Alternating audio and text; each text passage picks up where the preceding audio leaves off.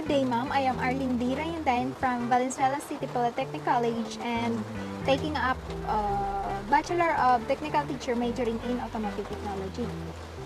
And here is my practical final examination or my final output in Technology for Teaching and Learning 2 entitled The Difference Between Non-Digital Instructional Materials and Digital Instructional Materials. So, here is the very important part of this lesson. Instructional materials have several roles in teaching and learning, which include the following. First, they promote meaningful communication and effective learning. Number 2, they ensure better retention, thus making learning more permanent. For number 3, they help to overcome the limited classroom by making inaccessible to accessible. For number 4, they provide common experience upon which late learning can be developed. For the last one, they encourage participation, especially if students are allowed to manipulate materials used. And I have here seven instructional materials of non-digital or conventional tools. First is we have diorama. What is diorama? These are small scenes created of layers of materials, all depicting a similar concept of or theme. They usually display a historical time period of nature scene or a fictional situation. So when we say fiction, it is only created by our mind or not in truth life. The second one is we have nature table. This is a table that consists of objects and or scenes related to the current season or upcoming festival or a symbol of an ecosystem. Writing board can display information written with chalkboard or blackboard. Special pens, usually pens used when we are going to use the whiteboard. This is the common used visual aid. So, flip chart. It is a large table or pad of paper usually on a tripod or stand. Zigzag board. It is a multi-board series of 3 or 4 triangular board. They are joined together along the sides by hinges so that they can be easily folded up and carried. Wall display. It is a collection of many different types of items and materials put up on a wall to make an interesting and informative display. Rope and pole display board. This board consists of 2 parallel horizontal poles tied closely together with rope.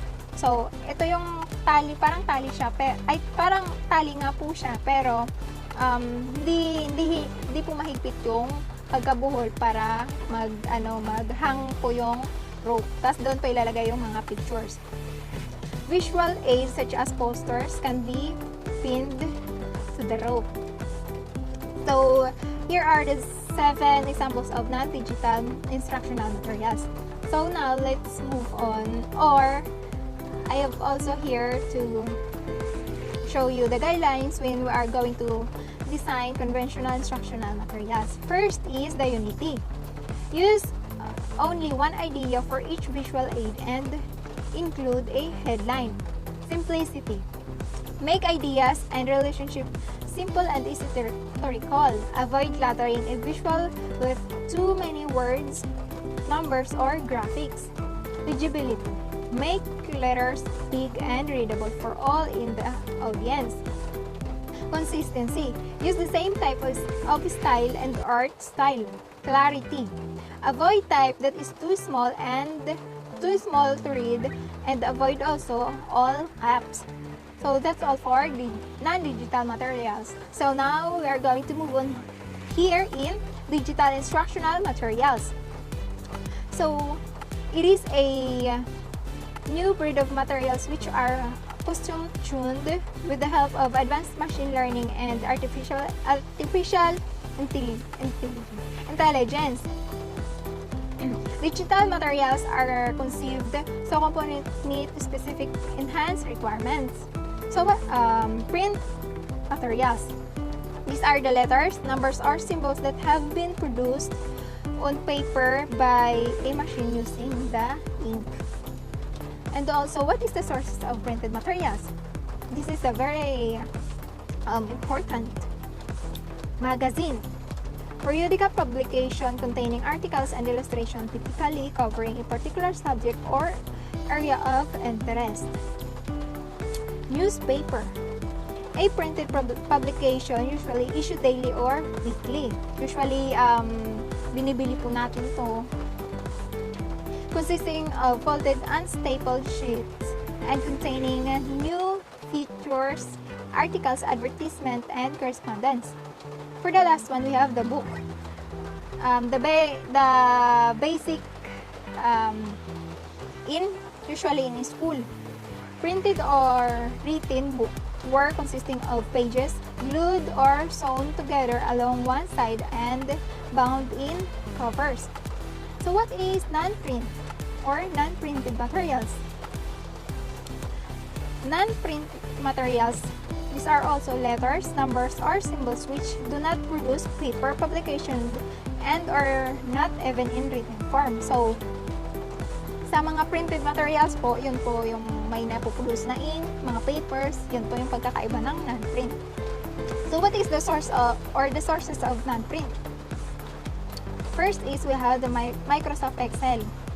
Create spreadsheets, data analysis, charts, budgets, and more while you view and edit workbook.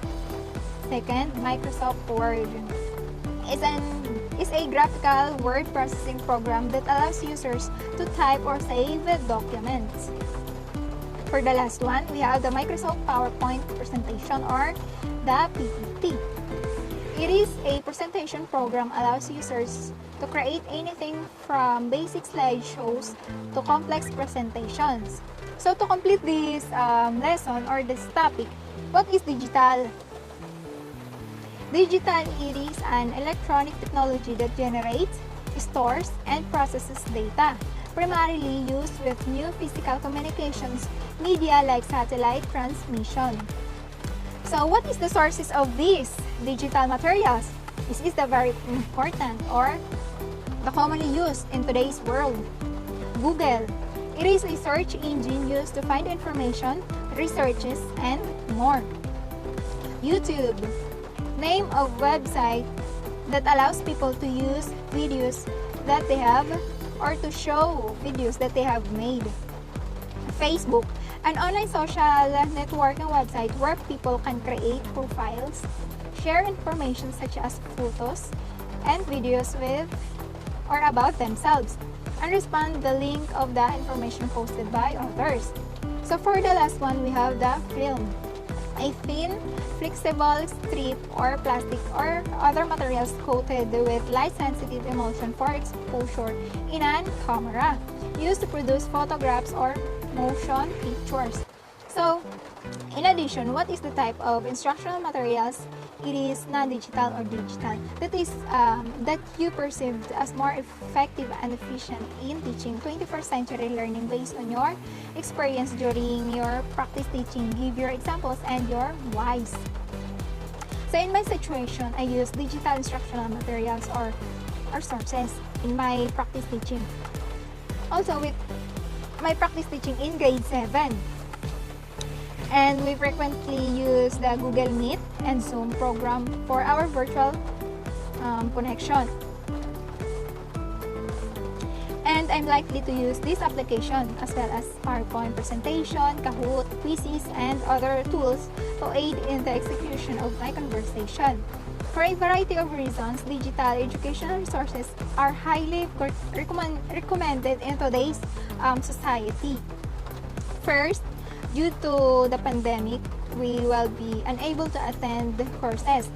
Now that we are living in 21st century, students are able to employ various types of technology for their studies and to assist themselves in being more effective in their activities. So, thank you, and that's all for my topic or for my explanation about non-digital and digital instructional materials. Thank you.